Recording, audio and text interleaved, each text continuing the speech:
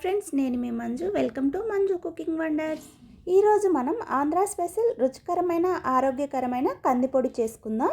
ఈ కందిపొడి ఆరోగ్యానికి కూడా చాలా మంచిది. వేడి అన్నం మీద నెయ్యి వేసి కందిపొడి చల్లుకుంటే ఆ రుచి మామూలుగా ఉండదు. అన్నం తినే వాళ్ళకు కందిపొడి అంటే చిన్న పండగే. ఇంకెందుకు ఆలస్యం, మరి ఇలాంటి టేస్టీ హెల్దీ కందిపొడి ఎలా ప్రిపేర్ చేయాలో చూద్దాం రండి. ముందుగా ప్యాన్లో 1 కప్పు కందిపప్పు వేసుకోవాలి. కందిపప్పు వేసి బంగారు రంగు వచ్చేంత వరకు వేయించుకోవాలి. ఫ్లేమ్ని లో పెట్టి లోపల వరకు వేగేంత వరకు వేయించుకోవాలి. ఇవి వేగడానికి కనీసం నాకు 10 మినిట్స్ టైం పట్టింది. పప్పు ఎంత మంచిగా వేయించుకుంటే పొడి అంత టేస్టీగా వస్తుంది.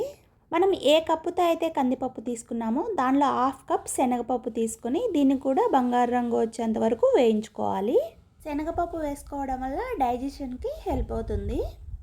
అన్ని పప్పులు ఒకే ప్లేట్లో వేసుకోవచ్చు. అదే కప్పుతో 1/2 కప్ పెసరపప్పును వేసుకోండి. ఈ పెసరపప్పు చాలా తొందరగా వేగుతుందండి. పప్పులన్నిటిని ఇలా కలుపుకుంటూ వేయించుకుంటూ ఉండాలి. అస్సలు మాడిపోకుండా చూసుకోవాలి. అదే ప్యాన్లో మీకు కారానికి తగినన్ని ఎండుమిర్చిని తీసుకోండి. మీ స్పైసీకి తగ్గట్టుగా ఎండుమిర్చి ఉండే కారంను బట్టి మిరపకాయలను తీసుకోండి. అందులోనే కొద్ది కరివేపాకు వేసి డ్రై రోస్ట్ చేసుకోవాలి.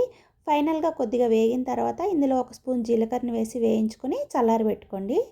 అన్నీ చల్లారిన తర్వాత మిక్సీ జార్లో వేసుకోండి. ఫస్ట్ మిరపకాయలు, జీలకర్ర, ఉప్పు వేసి వీటిని ఒకసారి గ్రైండ్ చేసుకోండి. తర్వాత వేయించుకున్న కందిపప్పు, పెసరపప్పు, శనగపప్పు వేసుకొని దీన్ని కూడా బాగా మిక్సీ పట్టుకున్నాక ఇందులో కొన్ని వెల్లుల్లి రెబ్బలు వేసుకోండి. టేస్ట్ బాగుంటుంది. మెత్తగా గ్రైండ్ చేసుకొని వేడి వేడి అన్నంలో ఈ పొడి వేసుకొని తింటే సూపర్గా ఉంటుందండి. ఇది చాలా సింపుల్ రెసిపీ. మీరు కూడా ఇంట్లో చేసుకొని చూడండి. మీ ఫీడ్బ్యాక్ కామెంట్లో చెప్పండి. వీడియో నచ్చితే లైక్ చేయండి, షేర్ చేయండి. మా ఛానల్ని సబ్స్క్రైబ్ చేయడం మర్చిపోవద్దు.